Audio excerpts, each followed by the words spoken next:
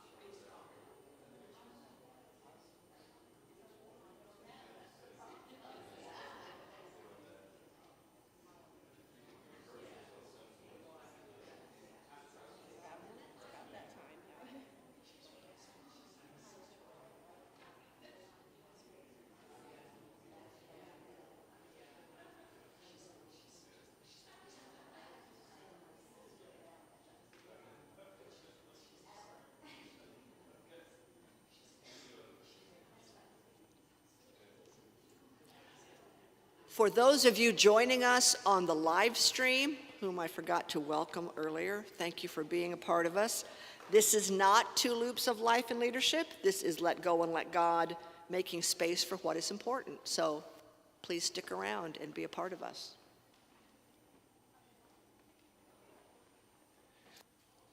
Good morning, welcome. It's good to see everyone today. We are privileged this morning to have 3 of the team from Susie's Helping Hands here to talk to us about the how-tos of downsizing and also the emotional and spiritual components. It can be really tough. I've been lucky enough to work with Susie's Helping Hands 3 times now in the last couple of years, moving my parents. First from a farm with 19 acres and a house that they'd been in for 40-some years. And then, actually I did that move myself. And so then when it was time to move them from a 2-bedroom senior apartment into 1-bedroom senior living, that's when we got Leslie on board, and it really made a huge difference. When they say full service from beginning to end, that's what they mean. They sorted through things with my parents. They did the packing, they did the move, they set up the apartment. At the end of the day, my parents walked into an apartment that was ready for them. And we've used them twice more since then. So I'd like to introduce Susie. Susie Smith is the owner of Susie's Helping Hands, and she loves her job. She's gonna tell you all about it because I've seen it. I've seen it. So welcome, Susie Smith, and go ahead and save up your questions and we'll have some time to talk at the end. Good morning, and thank you for coming to listen to me speak. No matter how many times I do this, I always get nervous talking, but I'm just going to be me. I wrote this down today. The word is called freedom. I want you to think about that in your mind, freedom.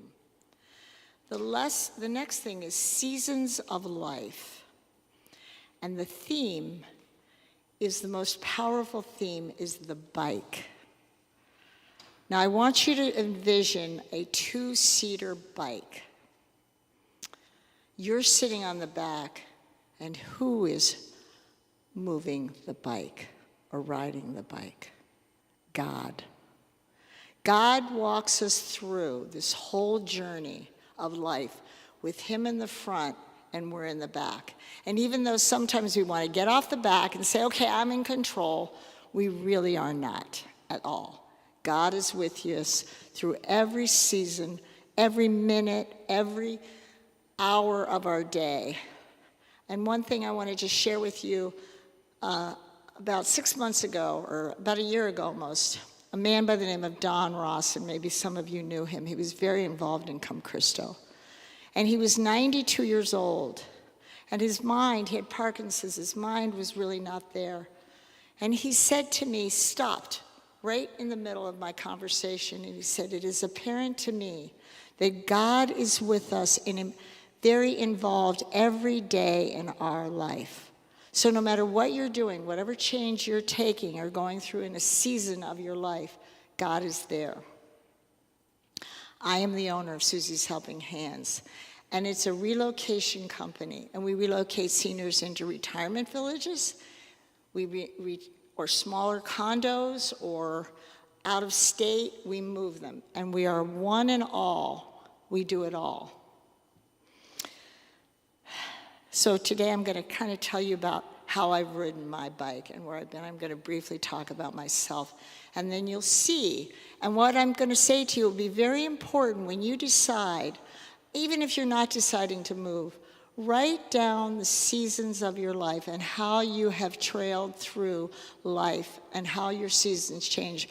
Because every decade, every 10 years is a change. in our lives, and you can kind of write that out.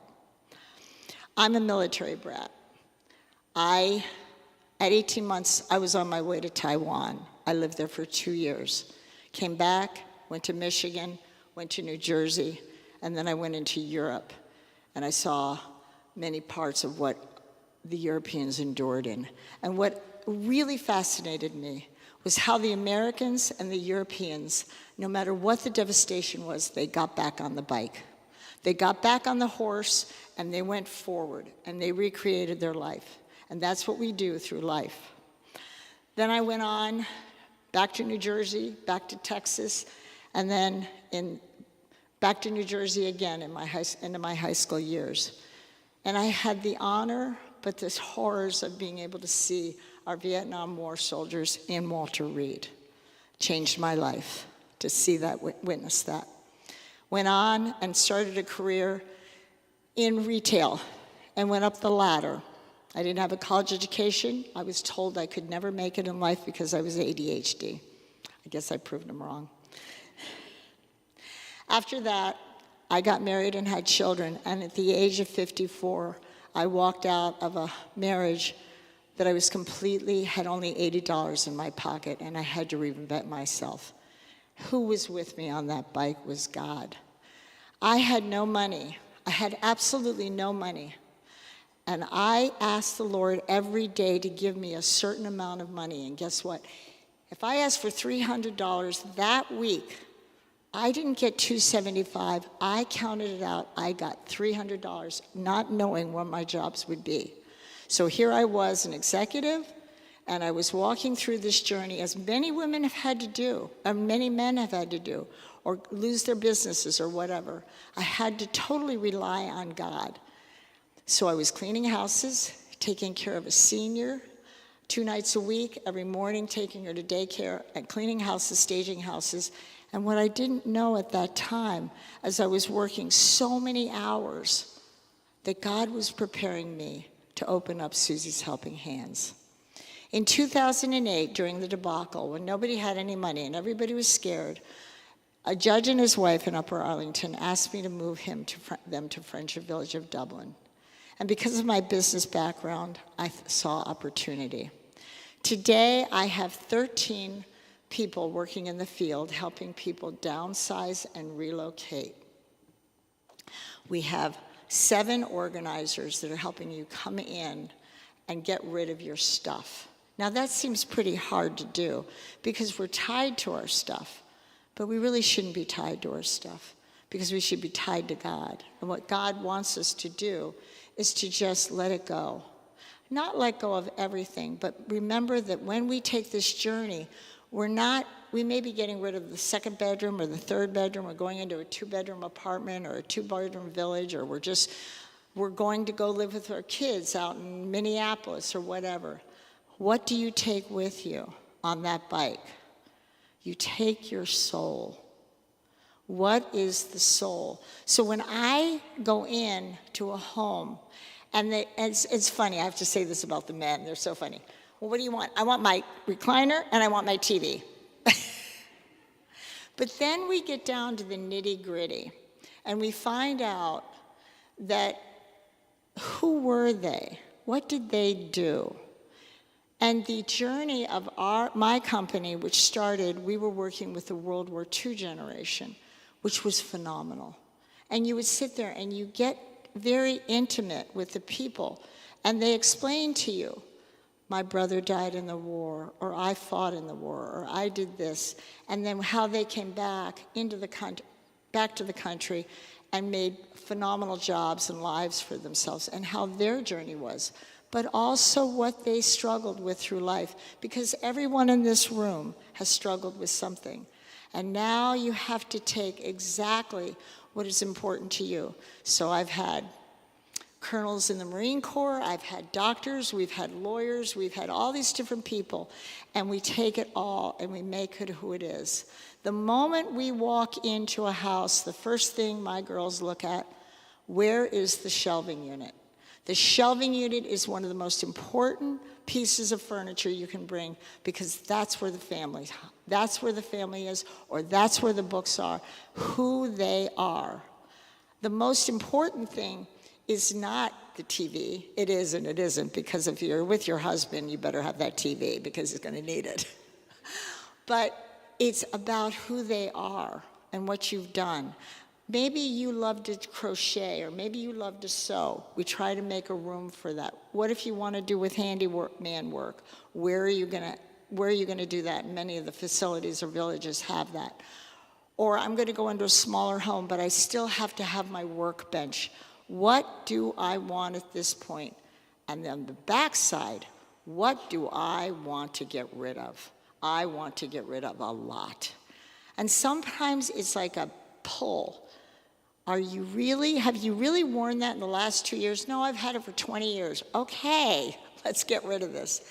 And it's actually, believe it or not, it's intention.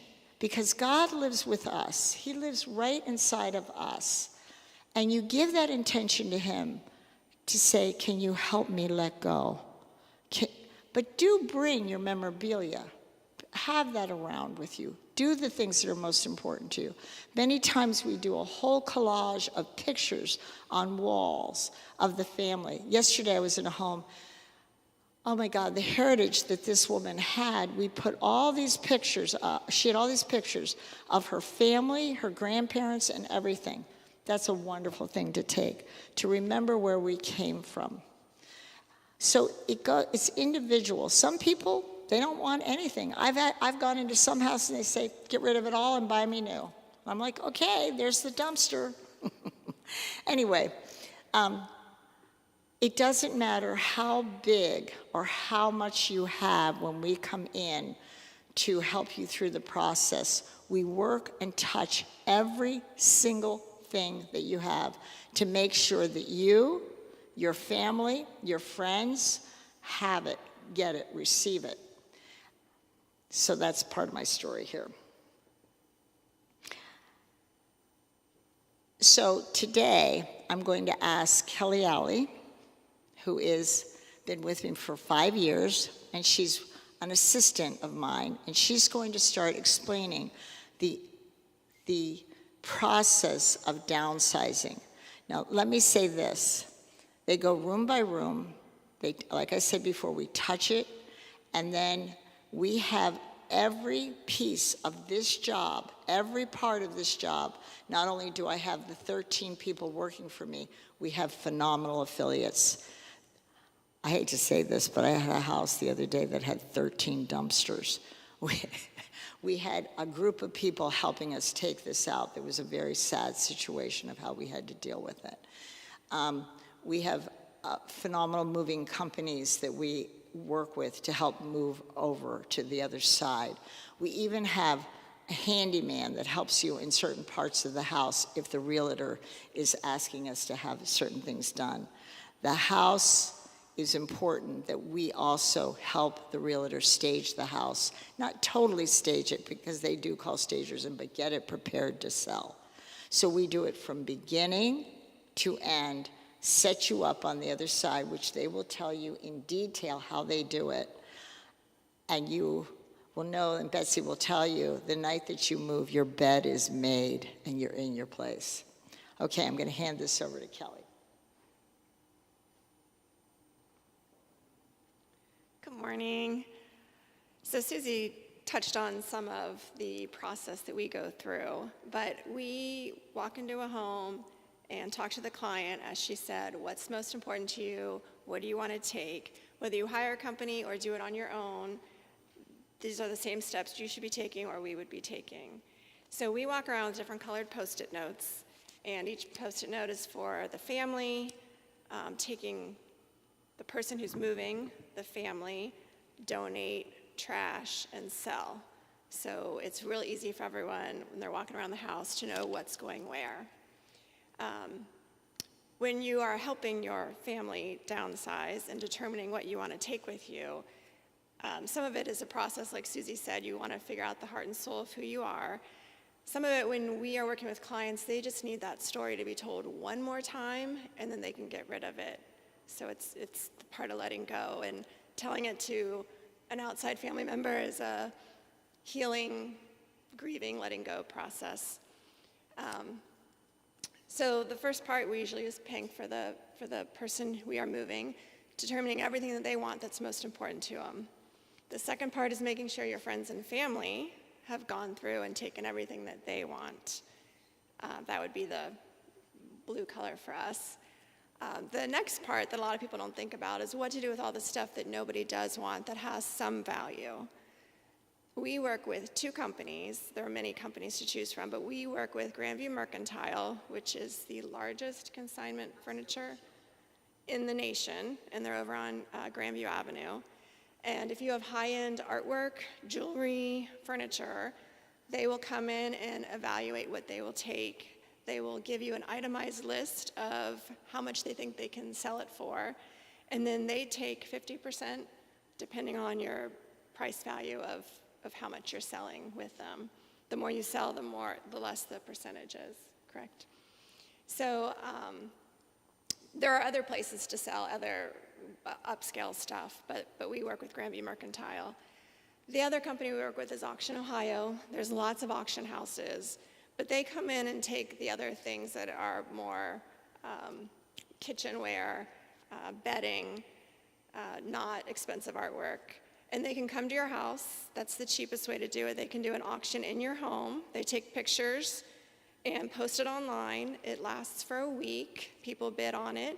And then there's a 2-hour pickup window at the end that they can come to the house and pick up the items. And it's no work on your part. It costs you nothing.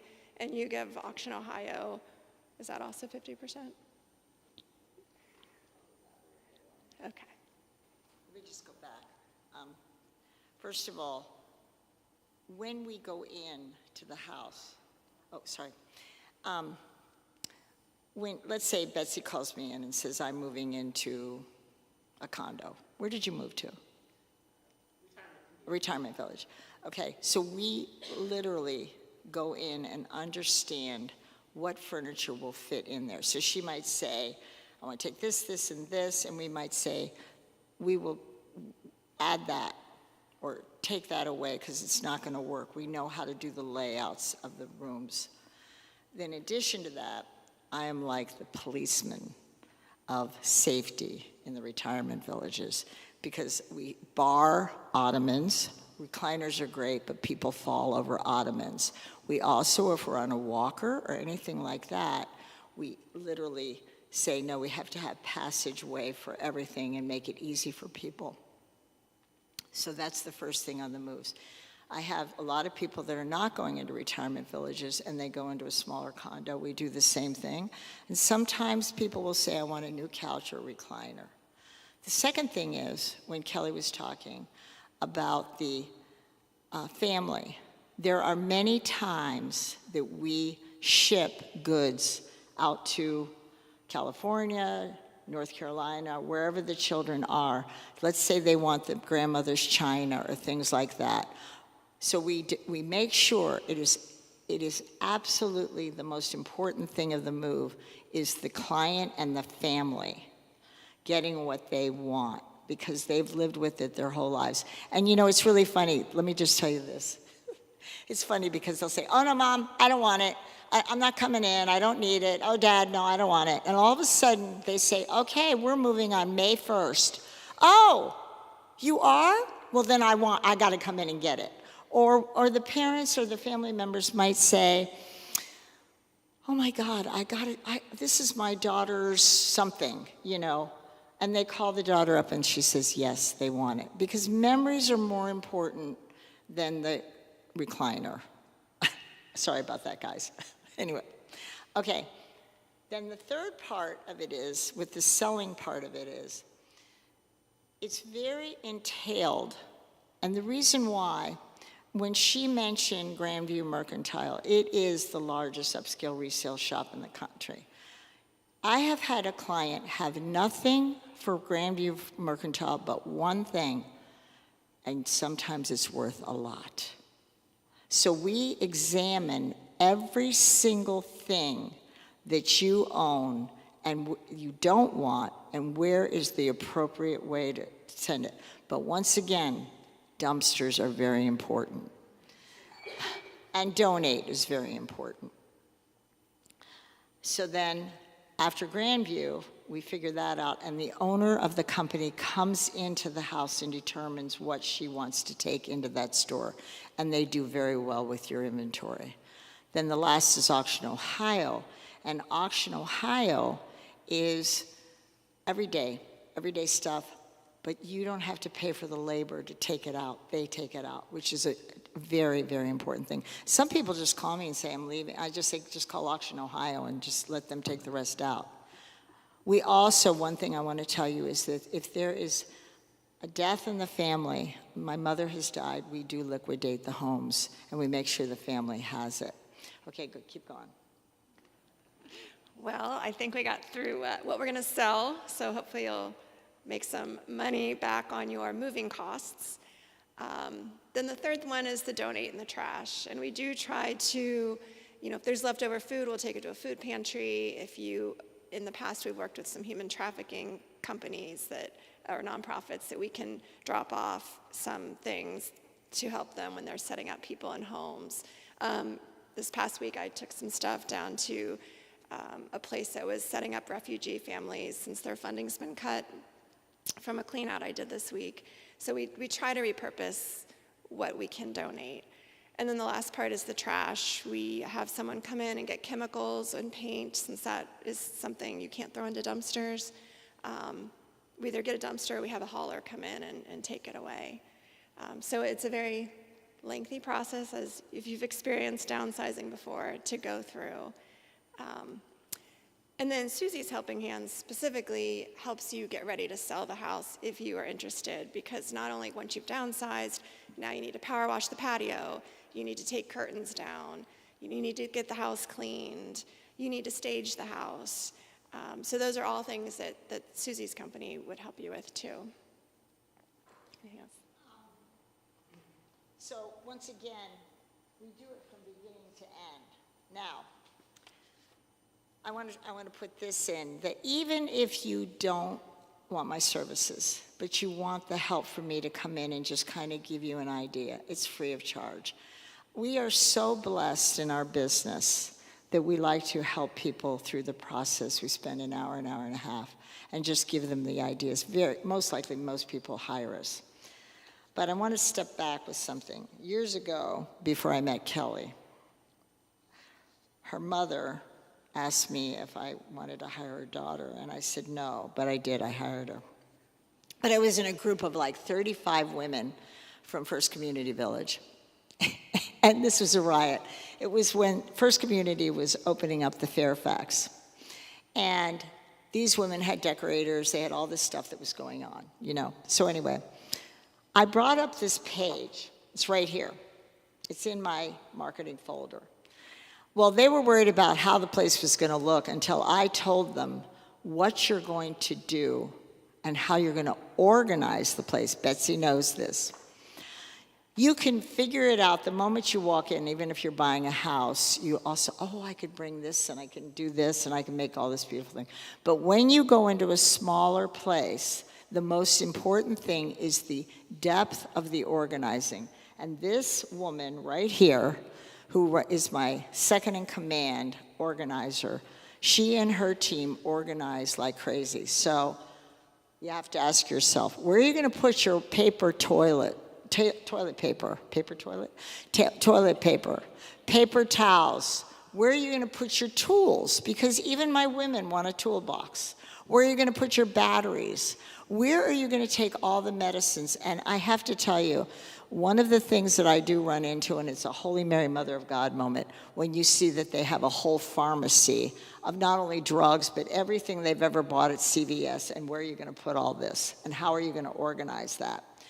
I'm bringing all my china. I'm bringing all my dishes. Where are we going to place this, and how are we going to stage it? This is the most important thing other than the downsizing part of it. The most important thing is where are you going to put it, and how are you going to live? I am adamant that every one of our seniors that go into these retirement villages, if they don't have a rack to put their shoes in, I do not want, and I'm a senior, in case you didn't notice, that the shoes you'll be able to grab the shoes. You'll be able to see your sweaters. You'll be able to live and see it here. And one of the things in the villages they don't do, they just put in a vanity, and everybody has to step down. So we like to put in staging supplies, or I should say like organizing shelving units, so that everybody has everything correct for them to be able to live. It's also about how do you put in more dishes in a kitchen cabinet? Well, Leslie uses risers. I've seen her make, I'm like, how are we gonna get all this stuff in a kitchen? But we do it. And sometimes we even have to buy pantry pieces, or we put it into an armoire or something like that to make sure everything is organized perfectly so that you can live with it. And these are in my folders. Even where are you going to put your extra bedding? Where are you going to put your pillows? My daughter's going to come into the second bedroom, and we have a pull-out couch. Where am I going to put all this stuff? And the last but not least, the most troubling thing is, where am I going to put all my paperwork? And you know what you're going to do? You're going to let go of a lot of it.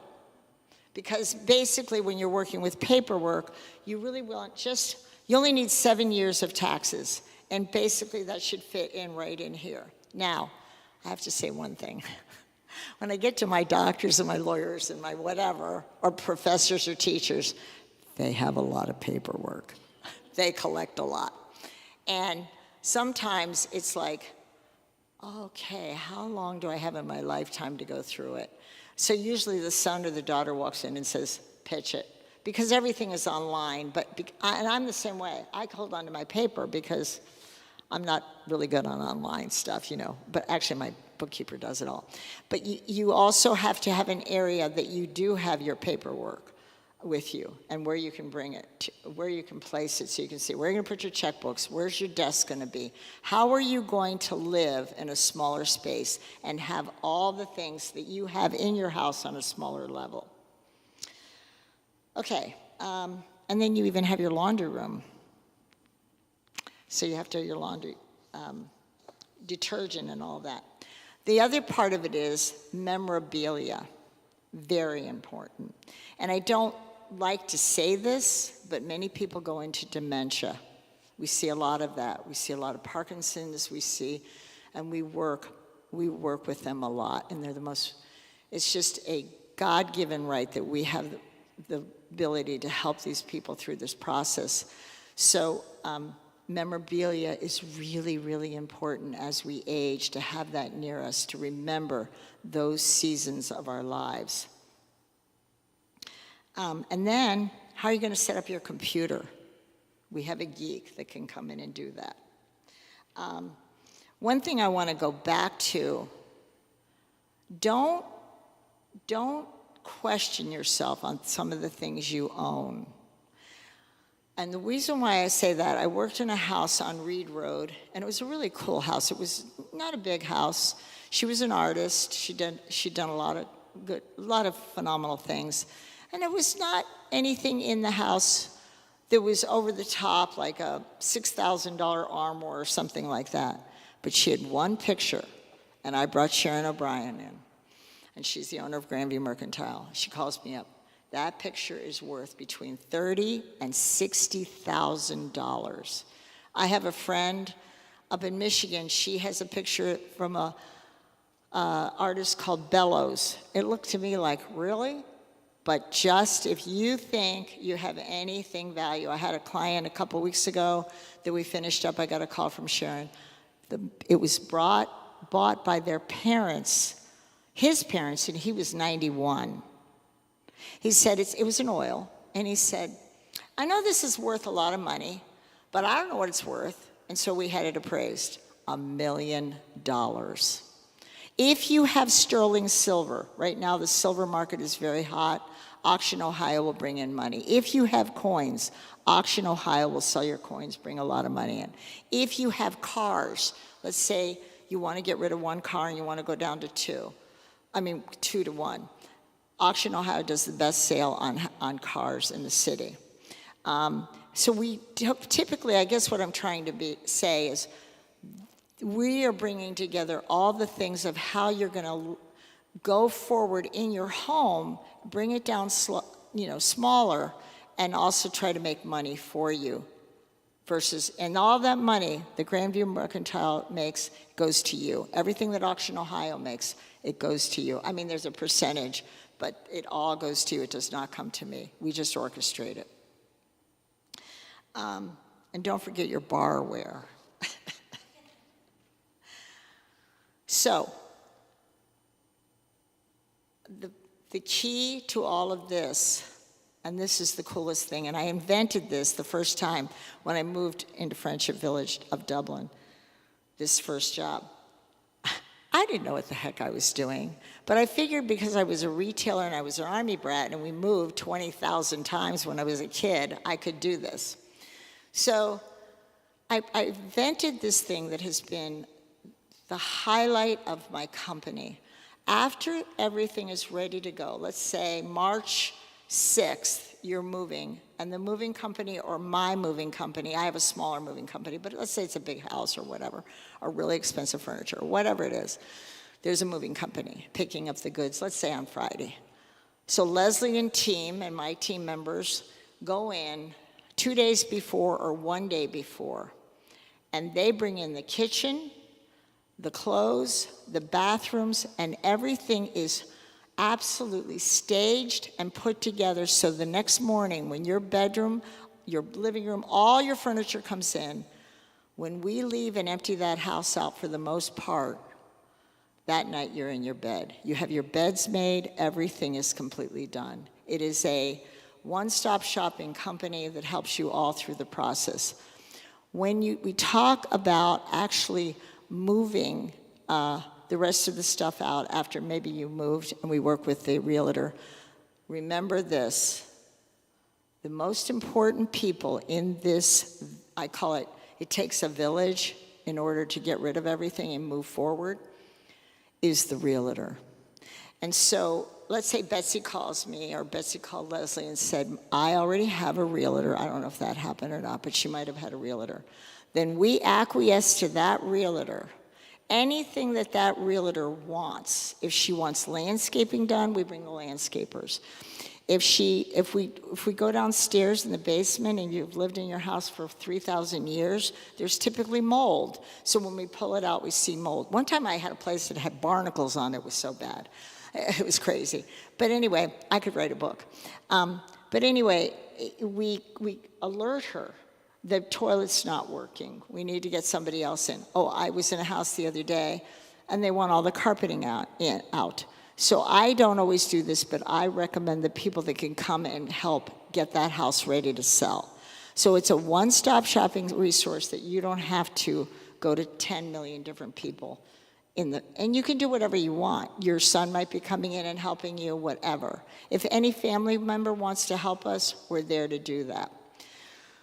So you're out, we finalize the house, we get it cleaned, we have it cleaned, we work with that affiliate, we get the landscaping done if it's needed, and then you're on your happy way wherever you're going. And then we work with some of the moving companies, and we use a lot E.E. Ward, which is the largest African-American company in the city. It's been around for 140 years. Elton Ward brought the slaves up 140 years ago, and he developed it into one of the most popular moving company that really is very involved with you and the items that you own. Because that's really important. The moving company is extremely important because everything has to be moved and packed perfectly. A lot of people will complain that we have a lot of paper, but I've had people, one thing breaks, and it's so near and dear. I had a woman one time that had a little doll in a box, and we were just moving it down the hallway. And actually, my organizer didn't break it, but it was just so old that the head fell off. And I thought she was going to go into cardiac arrest because there are certain things that are so important. I'm working in a job this week, and this man, last week I started, and I'm finishing up this week. He has books that are the original books from Hemingway. He paid $2,000 and $3,000 for these books. We are hand carrying them. Not many people have that, but it doesn't matter. If that person just has one thing that's important, then we take it out and we say, let's put it in your car, or we pack it, or we carry it because we realize how important it is. And do we break things? Yeah, we do, but very rarely. No. So I'm gonna kind of I've talked a lot. Who has questions? Okay.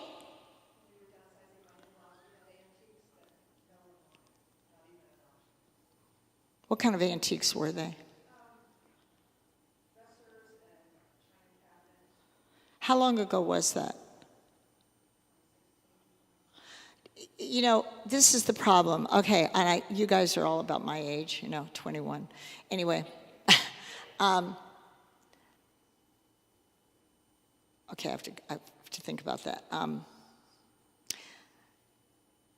Grandview Mercantile and Auction Ohio couldn't give China away. This was the beginning of, what's that stuff that makes the IKEA.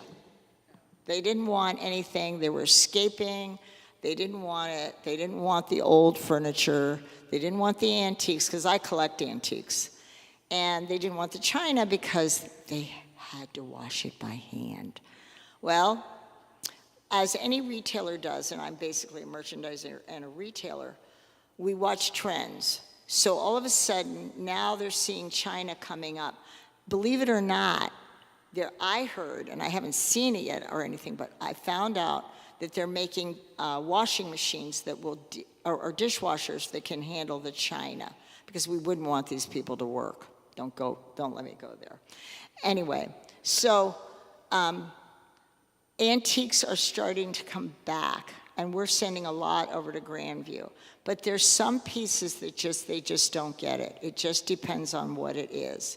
And they can determine what can sell. So if it's not going to Grandview, it goes to Auction Ohio. You won't get a lot, but I will say this about Auction Ohio.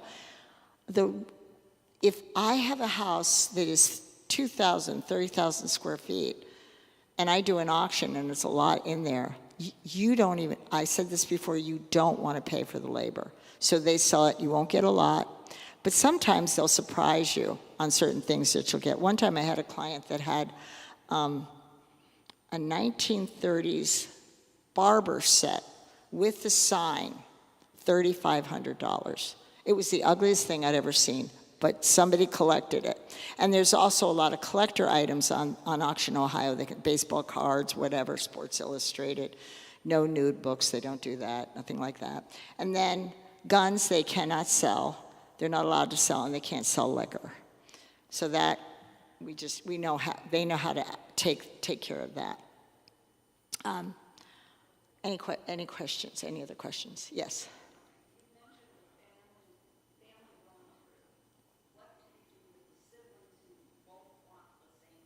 You have them pull a straw. And you just say, do not fight, get over it. Because in reality, let me ask all of you one question. What is the most important in the whole thing of the downsize? What's the most important thing? One thing. The people? Mm-hmm. The person, or the man and the wife. And let me tell you this. When the man and wife are there, you're taking that? Oh, no. Oh, I can't believe he's holding on to that. And these battles come in, and there are stores, believe it or not. Now, they won't replace the memorabilia. They won't replace that china. They won't replace the certain things, the fine Waterford. Waterford, I always tell everybody to hold on to. But they're not going to be able to replace that. But nothing matters, because when I went through this incident in 54, I lost everything. And the only thing that was important to me was myself, my kids, and my dog. And you know what? I restored my life through God. So it doesn't really matter. And some people have to put it aside and say, let me think about it. And then Leslie and team say, think about it, but where's it going to fit? And just take a picture of it so you can remember it, okay? Any other questions? It depends. It depends on how big the house is. I think, Leslie, you can answer that. Come up here. So it really does depend on how big of a house you have, how much stuff is in there, and how quickly you can make decisions. Because we can get through a house pretty quick.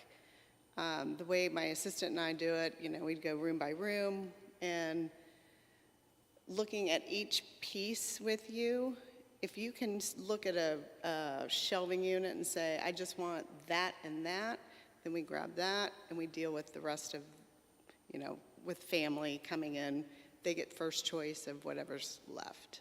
But basically, it depends on how quickly you can make decisions and how quickly you're going to move, and yeah. So. I think that's a good answer. Yeah, I do. I think you have to be, if you can, be logical, and you're not. The attachment is hard, but you have to ask. This is a very important question to ask yourself. What is it doing for me now? It served a purpose here, but it doesn't serve a purpose anymore. The amount of books we get rid of. Encyclopedias, nobody wants them. National Geographic, nobody wants them. They go to, even Goodwill doesn't want them. They don't want old baskets. You get $1 for a longer burger. This how seasons change.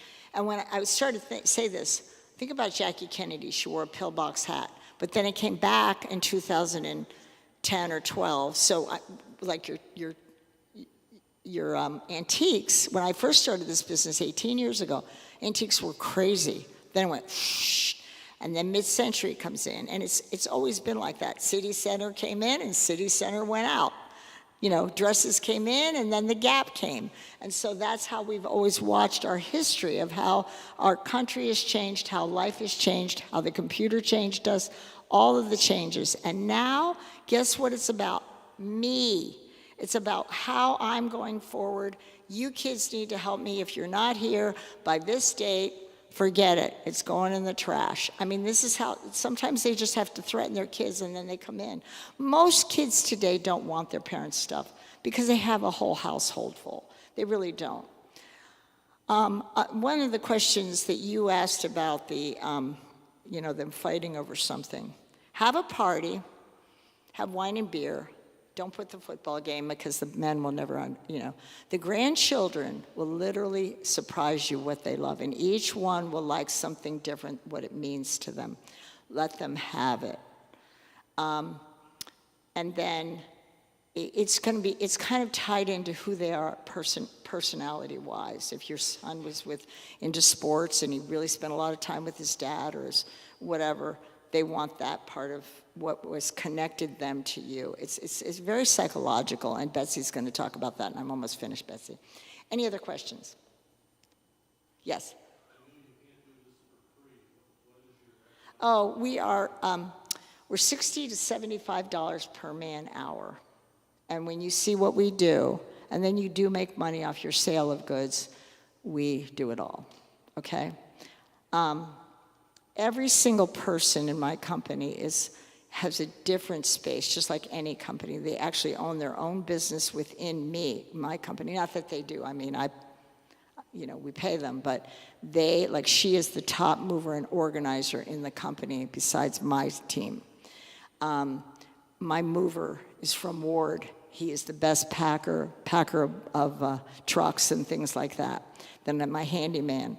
So it goes on and on and on. And they're priced out just like the rest of the industry. Okay, any other questions? Jewelry. Good question.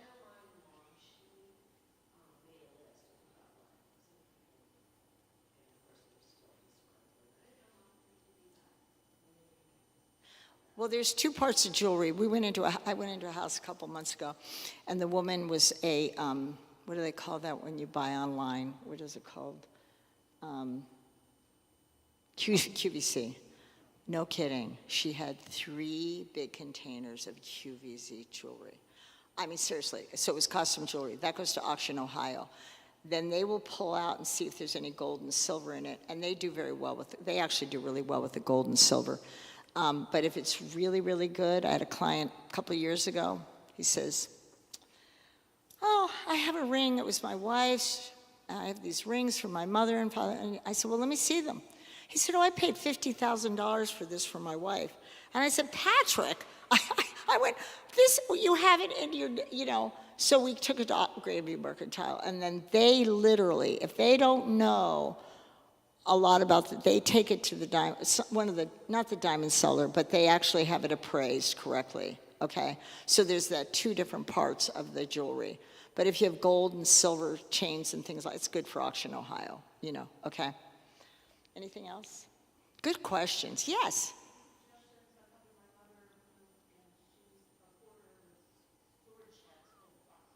She's what? Oh, she's a hoarder. Your mother?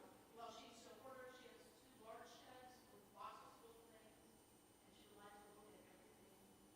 And that takes your bill up a lot. How old is she? 89. And some of them have boxes of everything from old Tupperware to beautiful antique glass in China that she collected to sell. How do you think it would be if you had to take a look? How would she do? Well, we're working on that. She's fine with that, except she wants to look at it again before she does that. And I don't see it physically possible. Let's talk after work. Because that's a big question. But that is a very, and it happens all the time. That's very normal. Any other questions? Okay.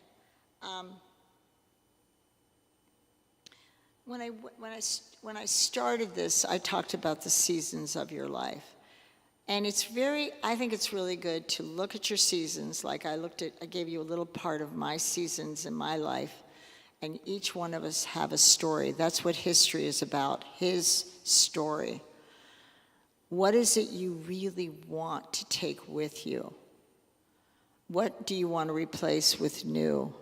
How are you going to go on this journey? How are you going to take all of these seasons of your life and take it from here to here and the emotional level of it? Many people are done. Many people I go in are done with it. They just say, let it go. Some of them aren't. And that's just who they are, where they're not criticized. We understand it. But let it go, because in the end, it's like they asked the CFO of Rockefeller, how much did he leave? And he said, all of it. None of it you can take with you. And the other thing I just want to say about the retirement villages, your life will be very busy. And people get younger when they go in there because they're not looking at the 4 walls anymore. They really have a good time. And they get stronger. They have the rehab department. I mean, they're really, really, it's a wonderful place to move forward on. So I wrote down some things. The heart of Susie's is much deeper than what I'm telling you about the journey of moving forward, because we do work with so many different issues in the homes. And sometimes I understand when somebody's lost a child, how we have to help them through that and make an area in the new home. Certain things that have to be done. I jump as soon as I get a call from any one of my villages that says we have an assisted living move or a move into full nursing care. Will you help us move forward and take this even to a smaller level of who they are? I moved a couple of years ago, and they had to go into it together. And all I did was I put his military workshop or military pictures in, who he was, on the walls, and the family. We take it from beginning to end. And the care that our people have, even our men, and understanding that we have been asked by God to help these people. And when I ask for work, I don't usually have to do that anymore, but I always ask God, where is it you want me to serve the most? Because that person might be healthy, but they may tell you, they may look healthy, but they're not, of what's happened to them in their lifetime. It's very serious. And I'm not trying to say you've had bad lives, but we've all had stuff. Everything that we do is a first. When you went to kindergarten, it was a first. When you went to college, it was a first. When you had your first child, it was a first. When you had your second child, it was a first, because you never had more than 1 or 2 children. You never had, if you had 5, it's a first. It's not the first you've had a fight with your husband. Everything is a first. So when you do this change, it's a first. And I'm 72 years old. It's a first when I turned 70. It was a first. It was a first that your mother turned 89. So we have to look at that. The mind is continuously changing. Make your priorities, bring them together what you want. Make that list. But remember, the best thing about this, it's about you and having freedom from all the stuff you have carrying. And I have to do it every day, especially when I go into a bad house and I'm thinking, oh yeah, I got too much of this.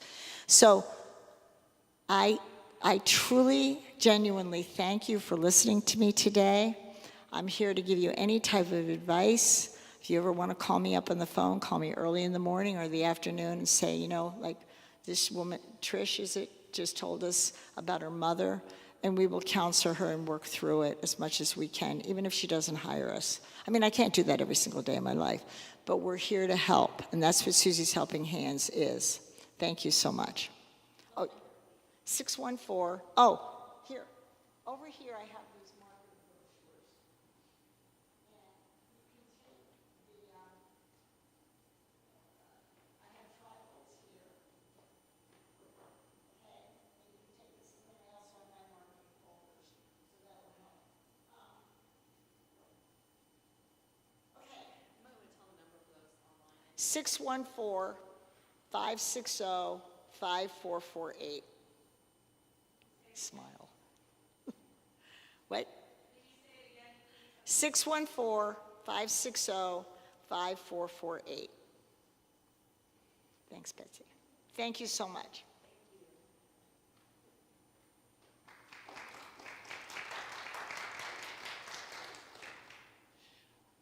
We're just going to talk a little bit more as we kind of roll toward the end about the emotional and the spiritual side of this downsizing.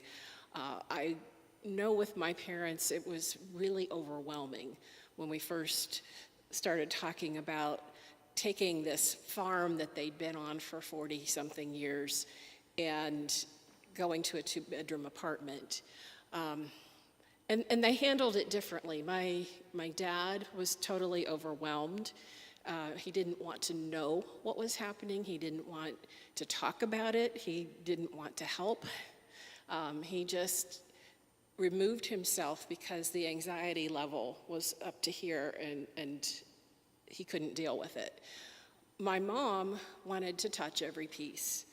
And so we started out moving them into their 2-bedroom apartment. Again, they've already described the process, taking the things that you really want, figuring out how they're gonna fit, getting them moved.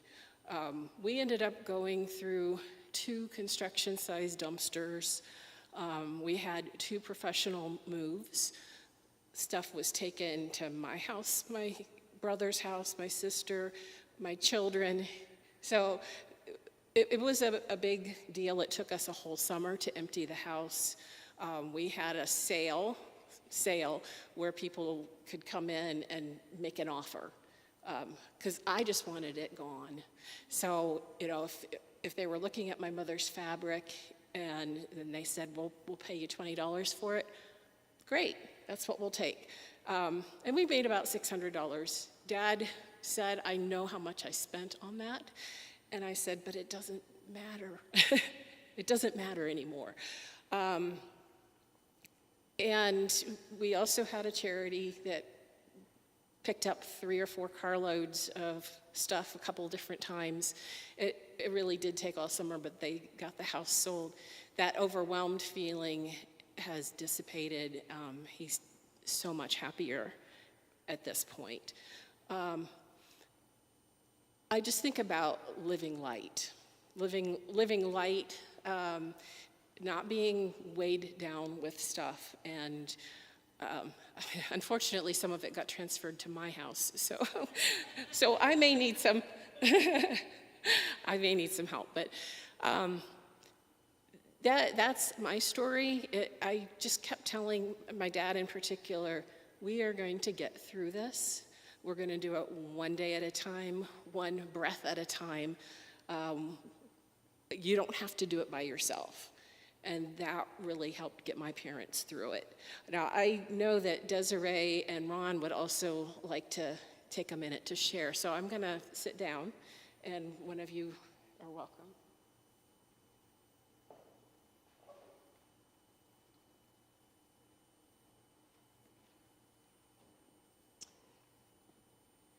I'm Ron Botts, and I'm in the process of downsizing, going through all the things that have been part of my life, figuring out where to go with it. I don't look like it, but I'm a newlywed of 2 years ago. But the challenge is we're still living in 2 different houses. What's even more of a challenge is the cats have not met each other yet. And you know that is not an easy thing to deal with. So we're doing it in a very practical way. I am moving to her house, smaller than my 2,300 square foot house. And just realistically, 80% of the things that are going to be there are hers, and maybe 20% are mine, and I'm a collector of various things. So it's very hard, I think, to figure out how you do this in a practical way. Add to this, I've got probably every bulletin of every worship service I've ever done in a 50-year career in ministry. Now, I think taking and putting that into electronic form is going to be of great help, because I think even the churches have those old bulletins, but once they're gone, and there's never any way to get them back. But you'll have different things that you have to figure out. How much is this particular piece worth? And sometimes it isn't always the obvious monetary value. And I think it is guesswork. You have to just deal with it. I collect a lot of things. I collect especially old correspondence. And I had a letter that I had paid 25 cents for. It was in a box of letters. You know, you figure that's not worth anything. The letter turned out to be a 4-page letter from Milan, Italy, sent to someone here in the United States. And it was about his experience during the war. He was Hungarian.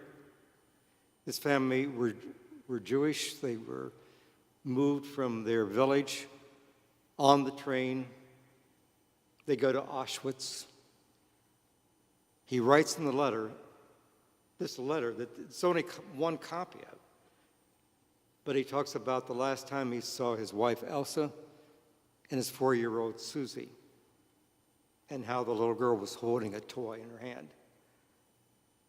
Because he could provide labor, he was taken on to another camp. And as far as he knew, his daughter and his wife died that same day at Auschwitz. It was a letter that we had no identification with, but I was going to try to find something. I was the former pastor at Highlands Presbyterian Church in the north part of Columbus. And we had someone that was really good with genealogy. And she said, I'll work with that. And we were doing a Holocaust Remembrance Day anyhow, and we did a very brief Yom HaShoah, which is lighting of the candles, 6 candles representing 6 million lives lost. And the first Sunday, I did a sermon called The Finding of the Letter. And then my genealogist in the church started working on it.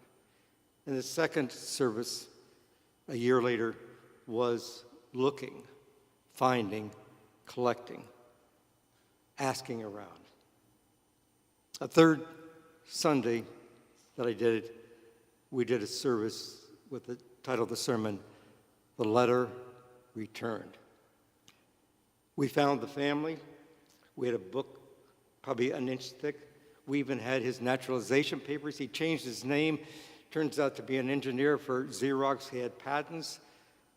He didn't talk about it, but we returned all of that material to a family in Arizona. It's a 25-cent letter, so what I'm saying is sometimes the things that seem to have no value, you have to make a decision on sometimes. And sometimes you have to be a little crazy.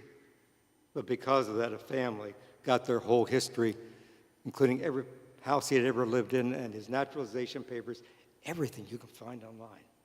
So sometimes you have to look at something and say, there's actual value. A ring will bring a certain amount of money.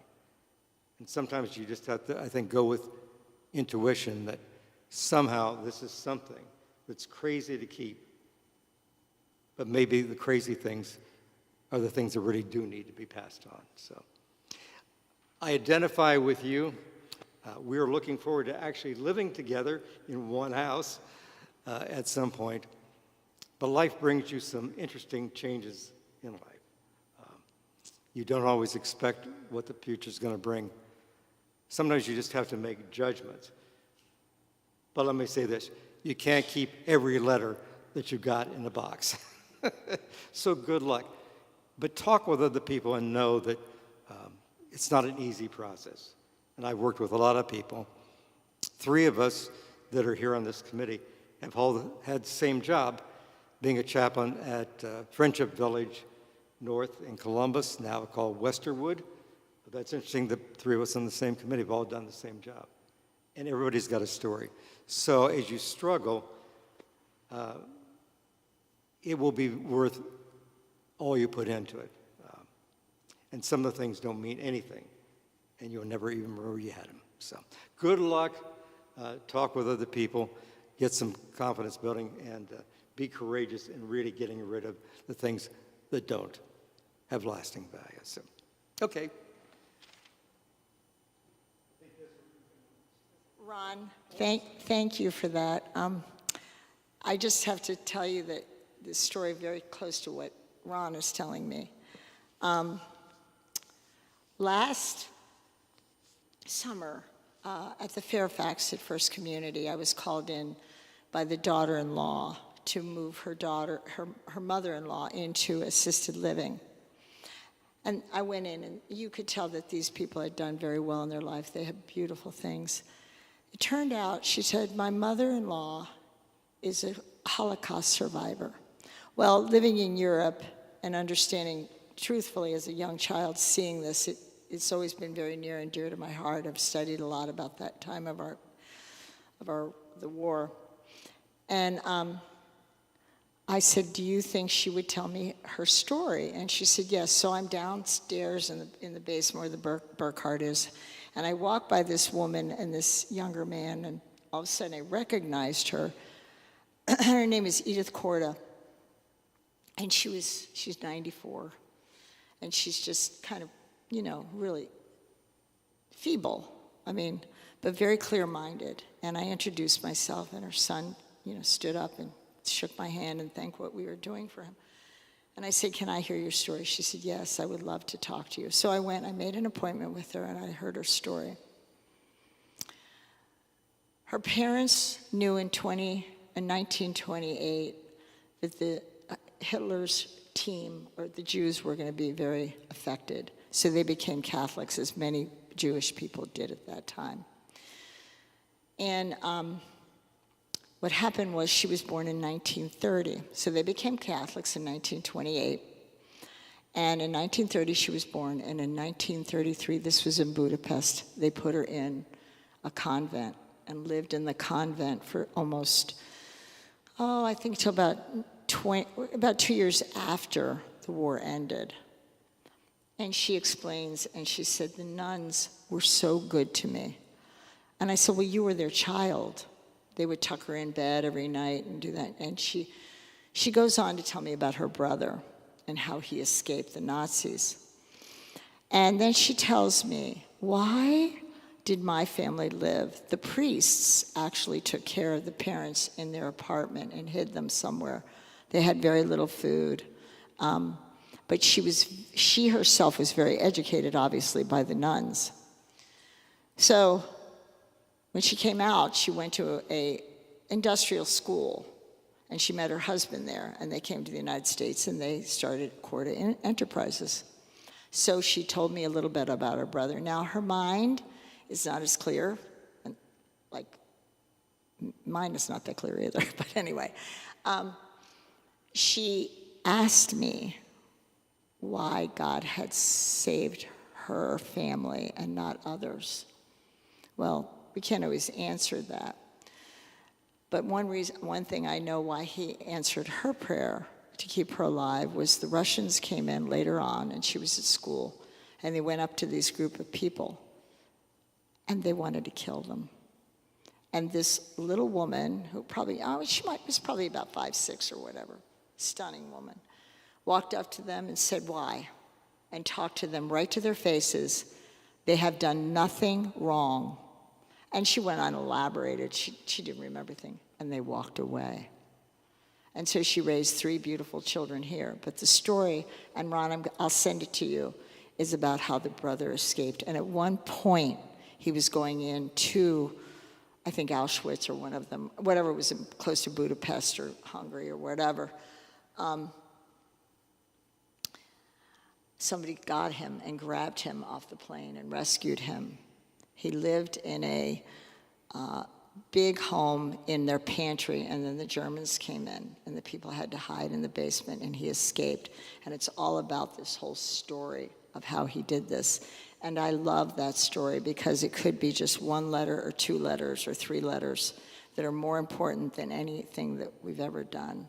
Anyway, that's my story. Bye. Before I start, what time do we go to? 1:45. Okay, so about 10 minutes. Okay, so I'm Desiree Youngblood. The reason I'm standing up here, I am one of those ones who also worked in the retirement community, but I started older adult ministry in a church, started working in older adult ministry 30 years ago. And so for the last 30 years, I've been doing support groups for people who have moved and or had retirement or other major things going on in their lives, or even caregivers taking care of their parents and children at the same time often, the sandwich generation. Spent a lot of time in support groups, grief support groups of different types. So I am more interested in talking to you about the spiritual, emotional side of the downsizing. And what I found most interesting hearing Susie's Helping Hands and everything talking about this, the first thing I heard, you were probably all hearing the practical advice, I kept hearing that they were listening to the stories. And so I think that's another value that they bring, because the important thing is telling your stories. It is so important that you deal with the grief of any type of downsizing. As I said, it could be you're downsizing your job, you're downsizing your home, you're downsizing all kinds of things. There's grief that goes with it. And so it's important to join a group of people going through the same thing and talking about it and talking about your issues. We have to remember we are created in God's image, and God lives in community in the Trinity. We are called to live in community and not to isolate. When we start going through these things, our natural tendency is to isolate. Yet it is important to have that community because we were created to be in community. And that is so important. The other thing is when you downsize, you lose a sense of identity. Whether it be your job, that was your identity, or your home. I mean, come on.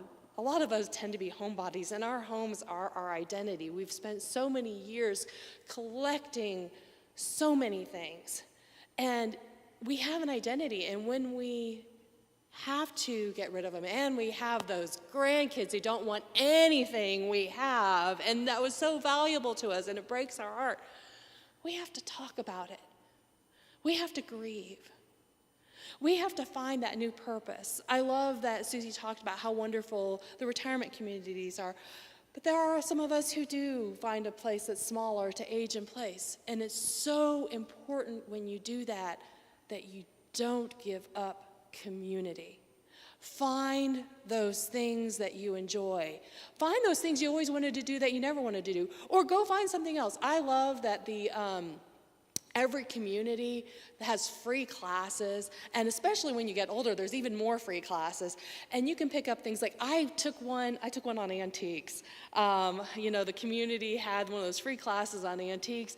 I thought, I know nothing about antiques. I know my family's collected them, and they're beautiful and all that, but I don't know anything. So I took this class on antiques, and it was fascinating. And, my mother has retired, and she moved to a home to age in place. And in a different place, she was from Texas, and she decided to go to Santa Fe, New Mexico, because she always liked the Southwest. Didn't know a soul. But she always loved bird watching. So she joined the Audubon Society. Now she's teaching Audubon Society. She's become a master gardener. She has tons of friends. It's amazing to watch this. And you have to be intentional, because as I said, our natural tendency is to go inside ourselves, especially Presbyterians. There's more introverts in Presbyterian church, I think, than any other. We tend to want to go inside ourselves. But that's the thing you have to do. You have to go out. And if you find yourself saying, I'm dropping things, I don't want to do it, even if you're not feeling sad, that's depression. And it's important to go and talk to people about depression and finding the value that you are a child of God, and you are important, and you are valuable, and remembering that. And go have fun. Find those new things. You're going to be unburdened from the other things of the past. You might not have the job anymore. You might have less stuff in your house to clean, to dust, to do whatever with. Let go and let God. Let God be a part of your life. And when you find yourself overwhelmed, one of my favorite things, do you all know about breath prayer? Breath prayer. This is so important when you feel overwhelmed, when you're looking at all that stuff. You're looking at your mother's stuff. You're looking at your own stuff, and you're going, where do I even start? You start with prayer. I love breath prayer because it's both a meditation and it's a calming technique at the same time as prayer. It can be any verses or saying you want, but I love breathing in, and I breathe in, and I breathe in deeply, and I say, peace, and I breathe out, be still. Peace, be still. Peace, be still. And it's so important, because that's what Jesus said when he calmed the waters. Peace, be still. But you're also doing a prayer. God, give me your peace, and I will be still and know that you are Lord. Peace, be still. And it's amazing after your prayer how you can look at things differently and go, I can tackle this, until you get overwhelmed again. Then you go back to prayer, because God is who centers us. It is so important to remember to put God first. And if we put God first, with God, we can do everything. Without God, we can do nothing. That is so important. All right, I have 2 minutes, so are there any questions for any of us?